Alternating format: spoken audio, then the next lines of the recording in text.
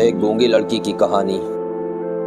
वो दोनों जवान थीं और जाहिर है कि जवानी की बहार आफरीन हर निस्वानी पै करके खद्दोखाल में एक खास गुफ्तगी और एक खास दिल आवेश पैदा कर देती है। चुनांचे वो दोनों हसीन भी थीं।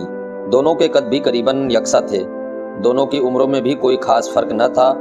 एक की उम्र 16-17 साल, दूसरी की 17 या 18 साल के करीब थी। मगर इन चीज़ों के बावजूद दोनों में बहुत बड़ा फर्क था।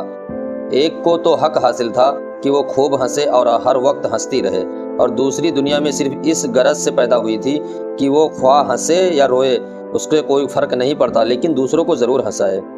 एक इशारों में हुक्म देती थी और दूसरी उन हुक्म की बेचूक को चरा तामील कर देती थी। और सबसे बढ़कर ये, एक ज़बान उसके मुंह में थी और दूसरी की ज़बान उसके हाथों के इशारों में। एक का नाम था इंदिरा, कागज़ की एक मशहूर फर्म के वाहिद मालिक सेठ बद्री प्रसाद की इकलौती बेटी। दूसरी का नाम था ज्योति, लेकिन ये नाम एक शख्स भी न जानता था। आखिर एक गूंगी लड़की का नाम मालूम करने की ज़रूरत भी क्या है? जिस तरह हर शख्स गूंगी के नाम से वाकिफ था, उसी तरह वो ये भी जानता था कि वो किस खानदान से ताल्लुक़ रखती है और उसके वालिदैन कौन थे। इंदिरा ने एक बार उसके ख़ानदानी हालात मालूम करने की मामूली कोशिश की, मगर जब देखा कि इस सिलसिले में हर कोशिश फिजूल है, तो उसने जांच पड़ताल करने का इरादा ही दिल से निकाल दिया। कोई औरत भी खास तौर पर अपनी खादिमा के ख़ानदानी हालात मालूम करने के लिए ज़्यादा परेशान नहीं होती। फिर इंदिरा को क्या पड़ी थी कि वो अपनी गूंगी खादिमा के लिए हालात दरियाफ्त करती। उसके लिए यही काफ़ी था कि उसके घर में एक गूंगी लड़की ज़िंदगी के दिन गुजार रही है। वो उसकी नौकर भी है और जरियाए तफरीह भी। दोनों की पहली मुलाकात अजीब अंदाज में हुई थी। एक दिन इंदिरा कॉलेज से वापस आई तो उसने देखा कि गली के एक हिस्से में चंद औरतें और बच्चे खड़े हंस रहे हैं। वो वहां पहुंची तो मालूम हुआ कि एक गूंगी भिखारन हुजूम में खड़ी घबरा रही है। जब इंदिरा ने गूंगी के मुतालिक कुछ पूछा मालूम किया तो उसे पता चला वालिदैन बचपन में फौत हो गए थे और अब वो अपने दूर के एक रिश्तेदार के साथ भीख मांग कर अपना पेट पालती है। ये दूर का रिश्तेदार एक बूढ़ा था जो उसके साथ ही खड़ा था। इंदिरा ने बूढ़े से कहा कि वो किसी दिन गूंगी को उसके मकान पर लाए, वो गूंगी से बातें करना चाहती है। बूढ़ा पागल था जो उस जरी मौके से फायदा न उठाता। वो दूसरे ही दिन गूंगी को सेठ बद्री प्रसाद के आलीशान मकान पर ले आया। चंद लम्हों के बाद घर के लोग उसके इर्द गिर्द खड़े हो गए। अब गूंगी है कि कमरे की हर चीज को बड़ी हैरत से देख रही है और लोग हैं कि उसकी हर हरकत से लुत्फ अंदोज हो रहे हैं। इंदिरा तो उसकी हरकत से इस कदर महफूज हुई कि उसने बूढ़े से कह दिया, अगर तुम्हें कोई एतराज ना हो तो गूंगी को यहीं रहने दो। इसके तमाम अखराजात की जिम्मेदारी हम पर आयद होगी। तुम्हारे गुजारे के लिए भी कुछ न कुछ माहाना दे दिया करेंगे। बूढ़े ने यह बात खुशी से मान ली और गूंगी इंदिरा के यहाँ रहने लगी। उसे वहाँ रहते अभी चंद ही माह गुजरे होंगे कि वो घर की फिजा से पूरी तरह मानूस हो गई। अब ना तो उसे इशारों के जरिए अपना माफी आज ज़मीर बताने की कोई दिक्कत महसूस होती थी और न घर वालों को इसके इशारों का मफहूम समझने में किसी का तकलीफ होता था। गूंगी में जहाँ और खूबियाँ थी वहाँ ये खूबी भी थी कि वो घर की हर फर्द का दिल वो जान से एहतराम करती थी। ये खूबी किसी और खादिमा में होती तो घर के लोग उसकी बहुत कद्र करते, मगर ना मालूम क्या बात थी कि इन तमाम खूबियों के बावजूद गूंगी को सिर्फ गूंगी ही समझा जाता था और गूंगी समझते वक्त समझने वालों की निगाहों के सामने उसकी मज़हका ख्वेज हरकत होती थी, खूबियाँ नहीं। इंदिरा उसकी खूबियों से काफ़ी मुतासिर थी और जब वो उससे बातें करती तो सब कुछ भूलकर उसे महज एक जरियाए तफरीह समझने लगती। ताहम गूंगी को इसकी कोई शिकायत न थी, कोई शिकवा न था। आम तालीम याफ्ता और रोशन ख्याल अमीर जादियों की तरह इंदिरा को भी फ़नून लतीफ़ा से दिलचस्पी थी। बिलखुसूस फ़न मुसव्विरी में तो उसकी दिलचस्पी का यह आलम था कि किसी आला पाए की तस्वीर के हिस्सों में अगर उसे बड़ी से बड़ी रकम भी सर्फ करना पड़ती तो वो बेदरेग सर्फ कर देती थी। चुनांचे यही वजह थी कि जब उसने अखबारात में एक शानदार नुमाइश का ऐलान पढ़ा तो उसकी खुशी की कोई इंतहा न रही। अखबार में जो ऐलान लिखा हुआ था उसमें दर्ज था कि नुमाइश गाह में जहाँ मरहूम मुसव्विरों की तस्वीरें दिखाई जाएंगी, वहाँ पब्लिक को मुल्क के मौजूदा मुसव्विरों के साथ कारनामों से भी रूनास कराया जाएगा।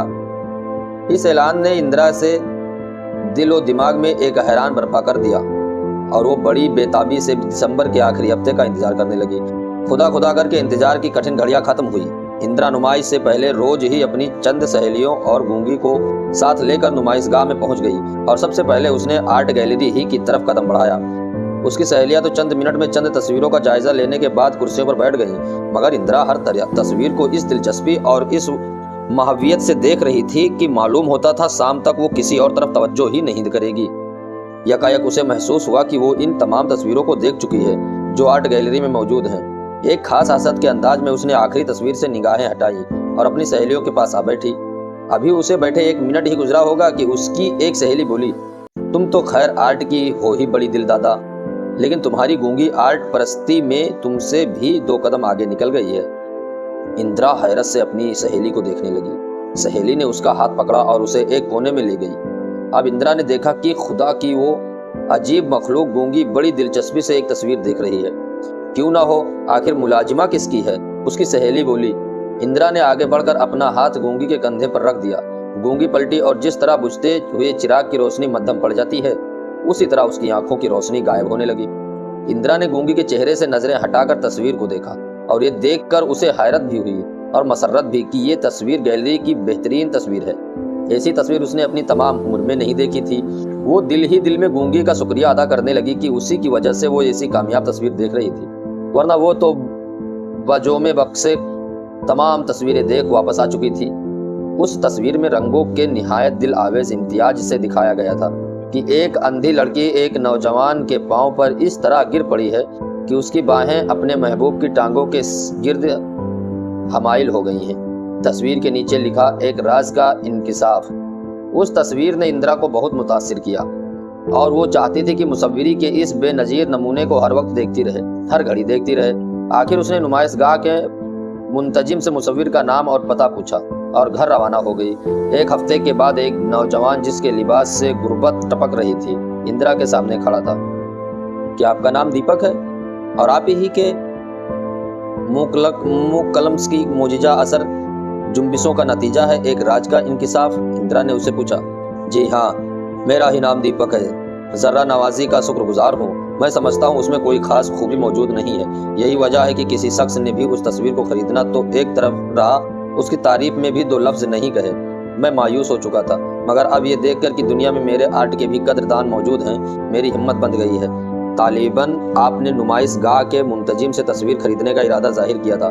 मुसव्विर ने सब कुछ एक ही सांस में कह दिया।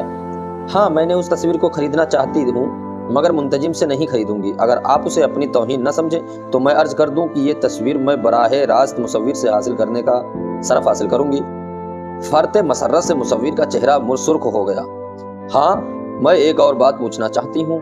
आपको मालूम हो चुका है कि मुझे फ़न मुसव्विरी से बड़ी दिलचस्पी है। आज तक तस्वीरों को फराहम कर करके अपना शौक पूरा करती रही। अब मेरी आरजू यह है कि खुद भी कागज को दागदार बनाने की कोशिश किया करूं। अगर आपको कोई उज्र ना हो तो पिताजी से दरियाफ्त कर लूं। मैं आपका मफहूम नहीं समझ सका, मुआफ कीजिएगा, मुसव्विर ने घबराहट में कहा। आप समझ गए हैं, फन मुसव्विरी में आप मेरे उस्ताद होंगे, मुझे इसमें कोई उज्र नहीं। तो चलिए पिताजी के पास। इंदिरा ने मुस्कुरा कर कहा, भला सेठ बद्री प्रसाद अपनी इकलौती बेटी की ख्वाहिश को रद्द कर सकता था? मुसव्विर दीपक हर रोज वक्त मुकर्ररा पर कोठी में आता और अपना फर्ज पूरा करके चला जाता। कई हफ्ते गुजर गए और इस मुद्दत में बेतकल्लुफी तो रही, एक तरफ उसने बगैर किसी शदीद जरूरत के किसी से बात भी न की। इसके बावजूद कोठी में एक ऐसी हस्ती भी मौजूद थी जो किसी न किसी हद तक उससे बेतकल्लुफ हो गई थी या बेतकल्लुफ होती जा रही थी, और वो हस्ती थी गूंगी ज्योति। दीपक जैसा कि एक मुसव्विर को होना चाहिए बहुत संजीदा था, ताहम जब गूंगी उसके सामने आकर अजीब अजीब मजाका खेज हरकतें करने लगती तो वो बेख्तियार हंस पड़ता और गूंगी भी उसके साथ हंसने लगती। इंदिरा को जब काम से फुर्सत मिल जाती और दीपक भी फारिग हो जाता तो दोनों देर तक गूंगी के इशारों से महजूज होते रहते। गूंगी के कहकहों से भी मालूम होता था कि यह कुव्वते गोयाई से महरूम हस्ती अपनी महरूमी को, बेचारगी को यकसर फरामोश कर चुकी है। उसे अपने गूंगेपन का जर्रा बराबर भी अफसोस नहीं, और इस पर इंदिरा और दीपक दोनों इजहार हैरत करते रहते थे। गूंगी के सपुर्द घर के कई काम काज थे, ताहम वो दीपक की आमद से पेशतर तमाम फराइज पूरे करके इंदिरा के कमरे में पहुंच जाती, और जब तक दीपक वहां मौजूद रहता वो चुपचाप काउच पर बैठी रहती। दीपक कई रोज से एक तस्वीर बना रहा था और उस तस्वीर का मॉडल थी इंदिरा। जब तस्वीर मुकम्मल हो गई तो गूंगी भी अपनी तस्वीर की आरजू का इजहार करने लगी। गूंगी कई दिन से अपनी आरजू का इजहार कर रही थी। जब दीपक आता तो वो उसके सामने स्टूल पर बैठकर इस तरह खामोश हो जाती गोया वो मॉडल है। इस पर इंदिरा भी हंस पड़ती और दीपक भी। उन्हीं 2 दिनों अचानक इंदिरा की तबीयत अलील हो गई, खराब हो गई। अब दीपक का काम यह था कि दिन के किसी हिस्से में इंदिरा के यहाँ आए और उसकी हालत देखकर वापस चला जाए। ज्योति एक तरफ तो रात के 2-2 बजे तक अपनी मालिका की खबरगिरी करती रहती थी और दूसरी तरफ ना मालूम क्यों उसकी फितरती शोखी गायब होती जा रही थी। वो अब भी हंसती थी, मगर यह हंसी फीकी फीकी मालूम होती थी। वो अब भी दीपक के साथ इशारों में बातें करती थी, लेकिन एक झिझक, एक खास हिचकिचाहट के साथ। बाज औकात रात को इंदिरा की आंख अचानक खुल जाती थी तो वो देखती थी कि ज्योति काउच पर बैठी फर्श पर पड़ी हुई अंगीठी की चिंगारियों को एक खास मावियत के साथ देख रही है। उसने गूंगी से इस तब्दीली की वजह पूछने की कोशिश की, मगर अव्वल तो गूंगी अपनी मालिका का महफूम ही नहीं समझ सकती थी, तो जरा मुस्कुराकर खामोश हो जाती थी। एक दिन इंदिरा ने दीपक से कहा, शायद हमारी गूंगी हमसे नाराज है।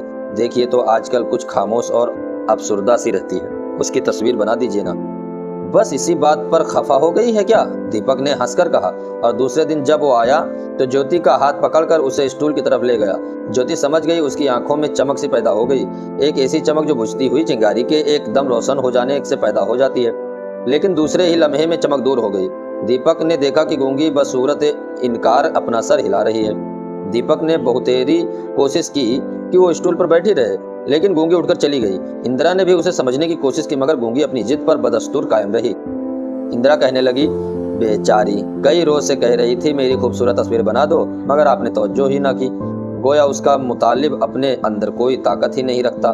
बेचारी खफा ना हो जाती तो और क्या करती? इंदिरा ने ये लफ्ज बड़ी हमदर्दी से कहे।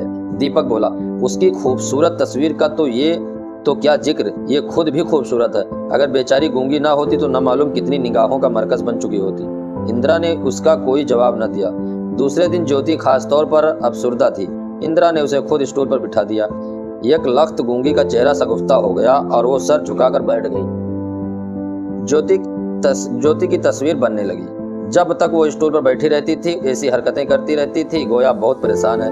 2-3 दिन के बाद उसकी तबीयत में सुकून पैदा हो गया और अब वो दीपक के मना करने के बावजूद उसके चेहरे को टकटकी बांधकर देखती रहती थी। तस्वीर मुकम्मल हो गई। अपनी तस्वीर देखकर उसकी बाँछें खिल गईं। चंद हफ्ते गुजर गए। इंदिरा सेहतयाब होकर दीपक की ज़ेरे हिदायत कोई नई तस्वीर बनाने लगी। ज्योति की तबीयत में फिर तब्दीली पैदा हो गई। अब वो फिर हर वक्त परेशान नजर आती थी। पहले उससे मज़ाहिका खेज हरकतें होती थी तो वो दूसरों के साथ खुद भी हंस पड़ती थी। अब वो भी उस किस्म की हरकतें करती थी, मगर उसकी हरकतों से मालूम होता था कि वो कोई खोई खोई सी है।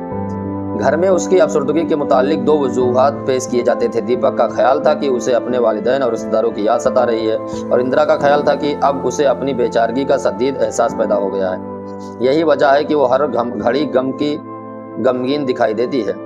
एक दिन ज्योति इंदिरा के ड्राइंग रूम में जाकर दीपक की तस्वीर देख रही थी। यकायक एक हाथ उसके साने पर लगा। उसने मुड़कर और बेख्तियार होकर दीपक के हाथ को जोर से पकड़ लिया। दीपक ने कहकहा लगाकर कहा, डर गई है बेचारी? देख क्या रही है? इंदिरा ने पूछा। अब आगे क्या होने वाला है? क्या ज्योति पकड़ी जाएगी कि वो दीपक की तस्वीर देख रही थी? इंदिरा उसके साथ क्या करने वाली है? जानने को सुनते रहिए सीन 24। और प्यारे दोस्तों, अगर आप चैनल पर नए तो चैनल को सब्सक्राइब कीजिए। बहुत मेहनत से मैं ये वीडियो आपके लिए बनाता हूँ। अगर आपको मेरी मेहनत थोड़ी सी भी अच्छी लगती है तो चैनल को सब्सक्राइब करके वीडियो को लाइक शेयर ज़रूर करें। मिलते हैं अगले पार्ट में।